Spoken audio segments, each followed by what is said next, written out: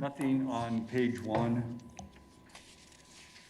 On page 2, number 1, new business. You have already approved the IRBs for Gruber Labs.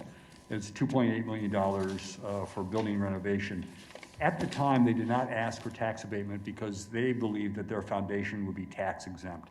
However, that process of getting the tax exempt designation has slowed down, and they want to hedge their bet, so they're asking for the property tax abatement in case they are determined to be taxable, not tax exempt. We never anticipated a revenue stream because we thought they were going to be tax exempt, so all of our analysis and our cost benefit analysis showed no property tax revenue coming in from the project. So the city's position wouldn't be worsened from what we had originally anticipated. So. And if they do get tax exempt status? Then there is no tax to exempt. So, okay. Number 2 is an exciting project. It's another investment by Flight Safety in our community. In this case, it's for Textron Aviation Training. It's an $11.4 million IRB for facility renovation and the purchase of a new flight simulator. 5 new jobs at an average wage of $90,000. Councilmember Tuttle has been involved in the discussions on this project. you said 5 new? 5 new jobs, 90,000 average. Yeah, really, really good jobs. And then the other thing too is that it will bring, most of the folks who come for training to use the Sims are coming from not only out of state but all around the world, and so it'll help that corridor too in terms of entertainment, restaurants, hotels. So it'll be a great thing for the city. So again, is this another one of an example with our new policy that we can demonstrate how it's helping smaller projects come to the table? Scott? Yes, it's the 5 jobs. Previously, they would not have been able to qualify. So this is a perfect example. Good. Stress that again. Will you say that again? Why would it not have previously qualified? It would. Because of the small number of jobs, it would not have generated the. We're doing it on investment. Yep. Yep. Yeah, and this is a great example of changing your policy because it's such a heavy capital investment, right? In terms of the flight simulator. Mm-hmm. Also a reminder, it wasn't that long ago that we were talking about flight safety about trying to keeping them in the community and allowing them to expand. So again, the more we can sing the praises and examples, it helps. Yeah, yeah. Number 3 is the annual contractual pavement preservation program. The streets, it's $11.5 million that we have budgeted for next year. Streets that are listed in the report, along with the types of treatment that each street will receive. And then just for a point of reference, in 2009, we were putting $4 million in a year. So you can see how our investment has grown based on community input and the council identifying street maintenance as a high priority in the capital improvement program. So this is pretty phenomenal. Staff in their presentation will also show you the impact that our investments have had on pavement life and condition. And you can also see where we would have been had we not changed our funding levels. Hey, Bob, real quick. Yeah. I've said this to Alan already, but could we also highlight during this how we have aligned all of our projects to happen in a calendar year and not skipping over to the others? Sure. Because I think we haven't. Yep. Okay. Got it. Number 4 are the aesthetics for the enhanced swimming pool work at Manissa and Harvest and the new water playground at Linwood. And you'll have drawings of those. On page 3, kind of excited about this. The state is using some of its CARES money to prevent evictions related to the problems created by COVID. And they will provide up to 9 months of rental assistance, and this money will help both tenants and landlords. There's an income threshold. I believe it's over $60,000 for a family of 4. And then there'll be a cap of $5,000 per household.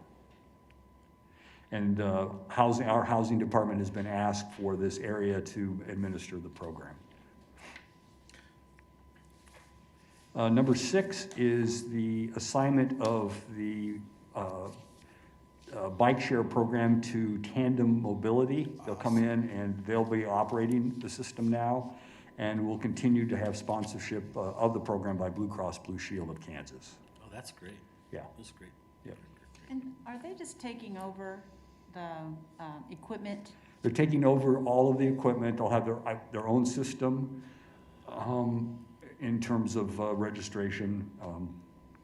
I don't have all of the details. I mean, I think they're going to change the look of the bikes a little bit, but again, I'm not sure that a lot of changes have to be made because Blue Cross is still staying as the funder. Becky So Tuttle, Councilman yeah, I Tuttle's can been answer. involved, and so is Mike Tan. And I can answer that. The bikes have been delivered to Transit. Transit's doing a fantastic job. Director Tan's doing an awesome job overseeing and working with the new vendor.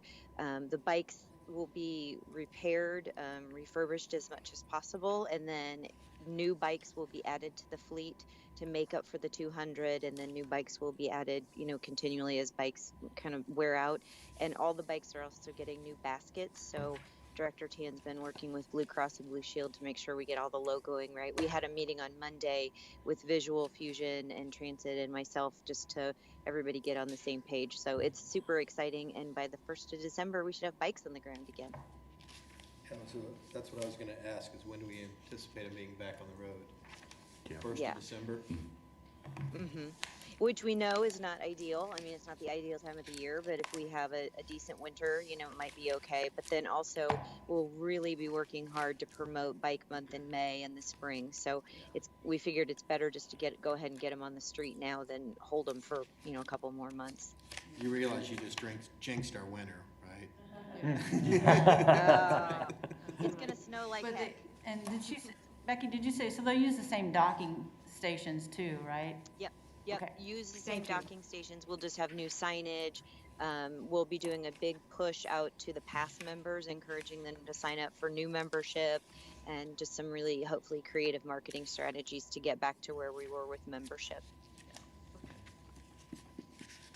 Thanks. All right, that's Absolutely. all I have on page 3. On page 4, this is to take formal action to disband the Business Improvement District for Douglas Design District. You need to repeal the bid since the petition drive was successful against the creation of the district. Down at the bottom on the non-consent housing agenda, this is a public hearing to approve the 5-year action plan and the 2020 budget for the Housing Authority's capital fund. I don't have anything on page 5 or page 6 or page 7. On page 8, this is an emergency approval to facilitate the construction of a water main replacement on Mount Vernon. Number 10 and number 11, another kind of quiet change in our economic development policy was that the council, to streamline the IRB process, we would only have one public hearing on IRBs. And so in this case, both 10 and 11, you already had a public hearing on the letters of intent. So now we just simply put a consent item on to go ahead when we're ready to issue the debt. So you'll still have a public hearing, but if you remember, there's been a lot of talk at the council over the years about this seeming to be kind of a clunky process, and that's our ability to try to streamline it. I don't have anything on page 9. Page 10, just point out that 15 is the approval, you do this every year, this is the approval of the flat rent schedule for the public housing program, and then the rental assistance standards for housing choice voucher program are being approved in 16. And then in 17, we have a multi-business services corporation that has been providing specialty customer services at the airport, a number of small services bundled together, and this is an extension of their agreement. That's all I have, Vice Mayor. Any questions? Yeah, I have one. On the presentation with the bid, are we gonna talk about lessons learned? Because I know that there were different complaints when we got started. We had been presented a list of businesses when we were meeting with them, and then just a verification process. I've had a few of them reach out, and they wanted to know some of that lessons learned stuff. Yeah, I don't know that, I don't know if we'd be prepared on Tuesday to talk about that, but we can, I mean, we're gonna have to come up with a process that everybody agrees with at the beginning of the process Okay, on the identification of businesses. okay. Yeah. Yeah. That'd be good. Because other than that, this process is pretty well established by state law.